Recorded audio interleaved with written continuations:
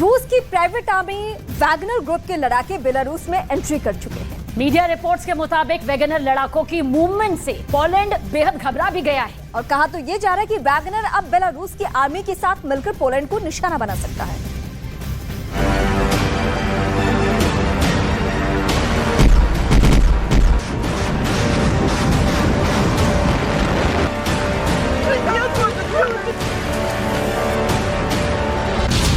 Ukraine, Kherson, Dnipro नदी।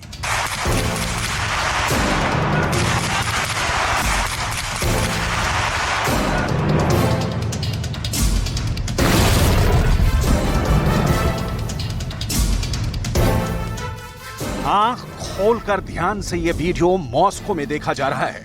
Putin के top के सारे कमांडर्स इस वीडियो को बार बार देख रहे हैं, एक एक डिटेल नोट कर रहे हैं। यूक्रेन के इस जवाबी हमले ने रूस को हिला दिया है। ज़ेलेंस्की के काउंटर अटैक के फेल होने की बातों के बीच यूक्रेन का रूस पर ताजा क्रूर प्रहार हुआ है। यूक्रेन के स्पेशल ऑपरेशन फोर्स कमांड ने नीप्रो नदी के एक आइलैंड पर धावा बोल दिया है। इस आइलैंड पर रूस ने कब्जा कर रखा था।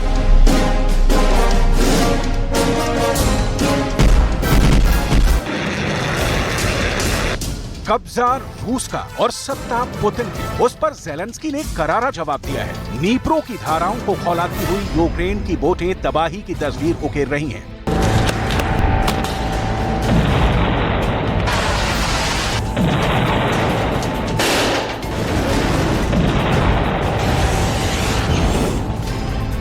ये नीप्रो नदी बहुत अहम है। यूक्रेन की लड़ाई में नीप्रो की अहमियत को आज समझना होगा, क्योंकि बखमूत में भी इसी नदी के कारण पेंच फंसा था और अब यही नदी यूक्रेन को मैदान में बढ़त दिला रही है। यूक्रेन इस वक्त जबरदस्त काउंटर अटैक कर रहा है। ये तेजी जवाबी हमले के 7 हफ्ते गुजरने के बाद पहली बार देखी है। ज़ेलेंस्की जोश में है। लिथुआनिया में हुई नाटो की बैठक में बाइडेन ने उनकी पीठ ठोकी है, ताजा वादे और इरादे जताए हैं। ज़ेलेंस्की की झोली को हथियारों से भर देगा नाटो।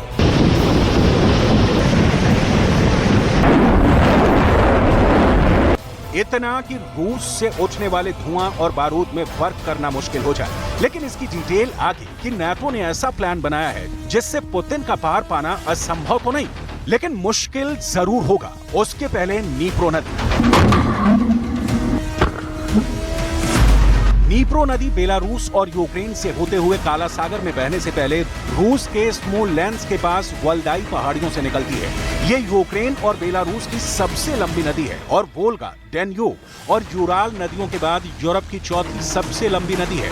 नीप्रो यूक्रेन की अर्थव्यवस्था के लिए एक अहम जलमार्ग है और नीपर बग शहर के जरिए यूरोप के दूसरे जलमार्गों से जुड़ा हुआ है।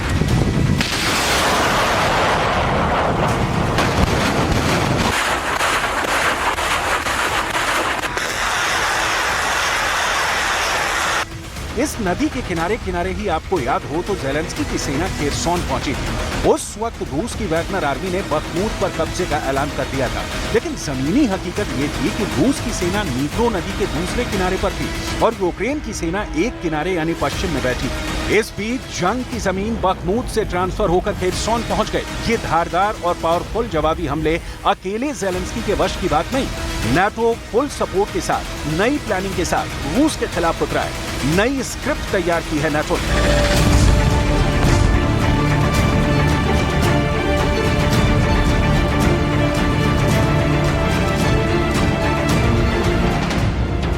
नाटो ने रूस की सीमा से सटे लिथुआनिया में शिखर सम्मेलन के बाद अब बड़ा हवाई अभ्यास किया है। इस दौरान नाटो ने हवा में दुश्मन की मिसाइलों और लड़ाकू विमानों को मार गिराने का अभ्यास भी किया। इस अभ्यास के दौरान नाटो देशों के लड़ाकू विमानों में हवा में ईंधन भी भरा गया।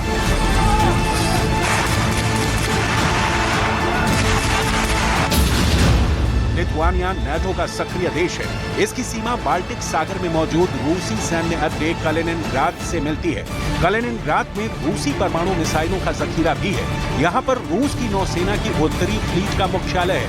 रूस कलिनिनग्राद से ही पूरे बाल्टिक सागर पर नजर रखता है।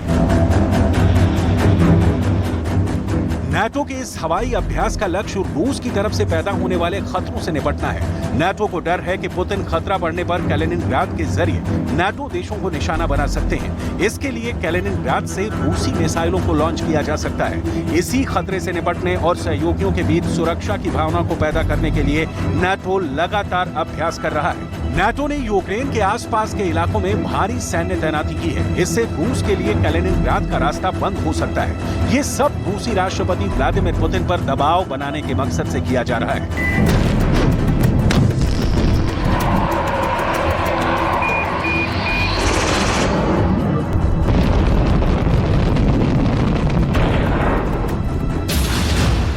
चालीस 40,000 ट्रूप्स, करीब 100 एयरक्राफ्ट, 27 वॉरशिप। नाटो की यूरोप में ये ताजा तैनाती है। वैसे एक बात आपको भी जरूर जाननी चाहिए कि नाटो के पास बतौर संगठन सिर्फ वार्निंग रेडार प्लेन और कुछ ड्रोन है। बाकी सदस्य देश ही अपने पैसों से नाटो को हथियार, टैंक, मिसाइल या तोपें देते हैं। लेकिन 31 देशों का संगठन तुर्की जैसे विरोधी विचारधारा वाले सदस्यों के बावजूद बहुत मजबूत है। इतना कि पुतिन को यह सीधा चैलेंज कर सके। नाटो की नई प्लानिंग देखिए।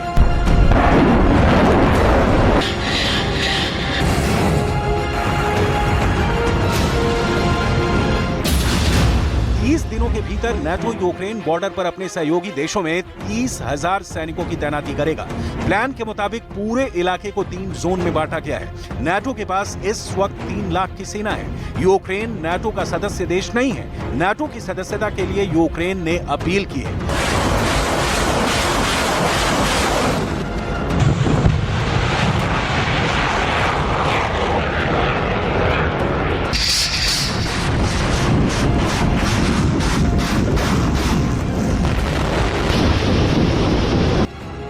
नाटो बहुत सोच समझकर चालें चल रहा है। उसकी रणनीति है पुतिन को थकाने की, पुतिन के टैंकों और मिसाइलों की तादाद को घटाने की, रूस को कमजोर कर देने की। 2021 में ही जब रूस ने अपने पांव पसारने शुरू किए, तब नाटो के कान खड़े हो गए, क्योंकि नाटो ने रूस की भौगोलिक घेराबंदी पहले से कर रखी है।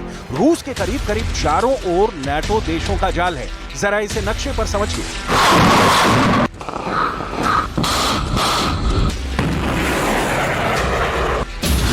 2004 में नाटो से सोवियत संघ का हिस्सा रहे 3 देश लातविया, एस्टोनिया और लिथुआनिया नाटो से जुड़ गए। ये तीनों ही देश रूस के सीमावर्ती देश हैं। पोलैंड, रोमानिया और बुल्गारिया जैसे यूरोपीय देश भी नाटो के सदस्य बन चुके हैं। ये सभी देश रूस के आसपास हैं।